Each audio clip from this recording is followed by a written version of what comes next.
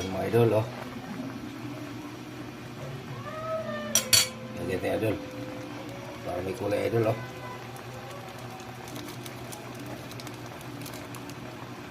Ayan. So dito malaman idol kung anong klaseng luto idol. Lubukan ko yung luto na hindi ko pa nakita sa iba idol. Ito yung daing natin idol, oh, napakalaki. Ayan na.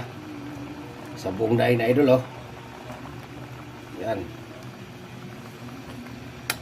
Ngayon, bubudbud natin idol. Sili. Ako po.